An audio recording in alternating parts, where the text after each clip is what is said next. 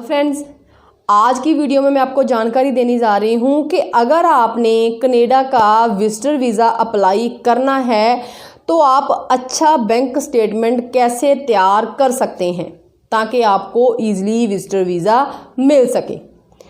आज की वीडियो में मैं बहुत ही अच्छी जानकारी देने जा रही हूँ। इस वीडियो को शुरू से लेकर एंड तक ज़रूर देखें ताकि आपको सारी जानकारी मिल सके और आप अच्छी स्टेटमेंट बनाने के काबिल हो सकें। वीडियो स्टार्ट करने से पहले आपको बता दूं कि हम हमारे इस चैनल के ऊपर डेली नई नई वीडियोज़ लेकर आ रहे हैं ताकि आपको कनाडा के बारे में घर बैठे ही सारी जानकारी मिल सके। अगर आप चाहते हैं कि ये सारी वीडियोज़ आप तक टाइम टू टाइम पहुंचती रहें तो आप हमारे यूट्यूब के चैनल को सब्सक्राइब ज़रूर करें ताकि सारी वीडियो सबसे पहले आप अपने चैनल डेस्कटॉप पे देख सकें। अब हम स्टार्ट करते हैं आज की वीडियो। आज की वीडियो में मैं जानकारी देने जा रही हूं कि अगर आप विजिटर वीज़े के लिए अप्लाई करना चाहते हैं तो आप अच्छी अपनी बैंक स्टेटमेंट कैसे बना सकते हैं। सबसे पहले जैसे कि है सेविंग अकाउंट, जिनकी जैसे कि सैलरी आती है अकाउंट में, उनके होते हैं सेविंग अकाउंट। उनके अकाउंट में डेली मंथली उनकी सैलरी उनके अकाउंट में आती रहती है, तो वो सेविंग अकाउंट होते हैं। एक होते हैं करंट अकाउंट, वो होते हैं बिजनेस वालों के लिए, जिन्होंने बिजनेस करना है वो अपने करंट अकाउंट के थ्रू ही अपने बिजनेस का सारा जो भी लेन देन करना है उसके थ्रू करते हैं। तो अब हम पहले बात करेंगे सेविंग अकाउंट के बारे में, जिनके अकाउंट में सैलरी आती है। जिनकी सैलरी मंथली आती है उनके अकाउंट में एक फ़िक्स डिपॉजिट हर महीने आता है। मीन्स के हर किसी की सैलरी आती है, एक फ़िक्स डिपॉजिट होता है। किसकी सैलरी 30,000 या 50,000 है, जितनी भी है, तो वो क्या होता है, किसी की 1 तारीख को आ जाती है सैलरी, किसी की 25 को ही आ जाती है, किसी की 10 तारीख को आती है। तो इससे क्या होता है, हर महीने एक फिक्स डिपॉजिट आपके अकाउंट में आ रहा है। अगर आप स्टेटमेंट जेन्युइन शो करना चाहते हैं तो आपको क्या करना चाहिए, उसके लिए पूरी डिटेल में जानकारी देने जा रही हूँ। मान लीजिए आपकी सैलरी 30,000 रुपये है और आपने उसी में से अपनी मोटरसाइकिल या जो भी आप गाड़ी चला रहे हैं उसके तेल का खर्चा करना है, फिर अपने ग्रोसरी भी खरीदनी है, उसके बाद फिर अपने और भी शॉपिंग करनी है। अगर आप करोगे कि कैश निकलवा लोगे अपने अकाउंट से और उसके बाद अपनी शॉपिंग करोगे तो इससे क्या होगा, आपकी सारी एंट्रीज एक जगह स्थिर रहेंगी, घूमेंगी नहीं। तो आपके लिए अच्छा ये रहेगा कि अगर आप कोशिश करें कि अपने सेविंग अकाउंट में से ही आप अपने बाइक में तेल डलवा रहे हैं, अपनी गाड़ी में तेल डलवा रहे हैं, या फिर अपने ग्रोसरी का सामान खरीद रहे हैं, या फिर और शॉपिंग कर रहे हैं, तो वो सारी शॉपिंग आप अपने डेबिट कार्ड से ही करें। इससे क्या होगा, आपकी सारी ट्रांजैक्शन होंगी वो सारी आपके शो होंगी कि आपने ये सारा खर्चा किया है। तो उसके बाद क्या है, अगर आपके अकाउंट में कोई थोड़ी बहुत पेमेंट आती भी है या जाती है, आप किसी को पैसे भेजते हो या आपको कोई भेजता है, तो इससे आपकी स्टेटमेंट के ऊपर कोई असर नहीं पड़ेगा।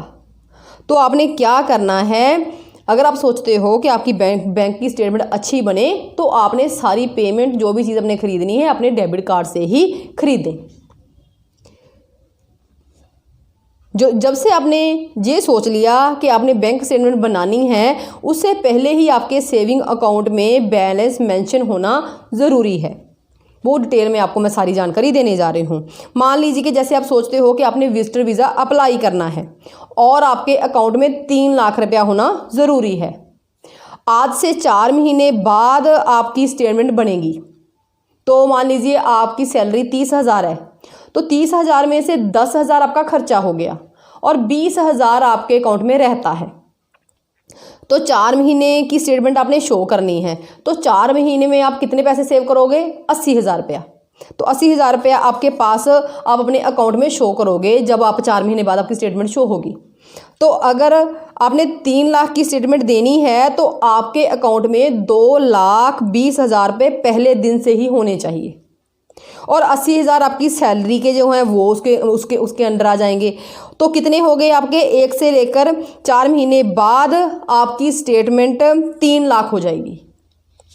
मीन्स के 3 से लेकर 4 लाख रुपए बैंक स्टेटमेंट आपके लिए सफिशेंट है अगर आप कनाडा का विजिटर वीज़ा लगाना चाहते हैं। और अगर आपके अकाउंट में 5 लाख है तो ये आपके लिए बहुत ही अच्छी बात होगी। तो इस तरह आप अपनी बैंक स्टेटमेंट अच्छी बना सकते हैं। अगर आप जॉब करते हैं, आपकी सैलरी अकाउंट में आती है, तो आप इस तरह से अपनी स्टेटमेंट अच्छी बना सकते हैं। अब हम बात करते हैं बिजनेस वालों की, जो बिजनेस करते हैं उनको क्या करना चाहिए। जो लोग बिजनेस करते हैं उनका करंट अकाउंट खुला होना चाहिए और ये ज़रूरी नहीं है कि अगर आपके पास GST नंबर नहीं है तो ही आप जो करंट अकाउंट है वो खोलेंगे। क्या होता है, सरपंच के लेटर के ऊपर भी जो गांव में खाते होते हैं उनके द्वारा भी करंट अकाउंट खोला जा सकता है, जिसमें क्या है, ये होता है कि ये जो पर्सन है, ये पर्सन इस जगह पे उसकी शॉप है, या इस जगह पे ये बिजनेस कर रहा है, या फिर ये घर से बिजनेस कर रहा है। ये जो करंट अकाउंट है ये फ्री ऑफ कॉस्ट खुलता है, तो ईजिली आप इसको खुलवा सकते हैं।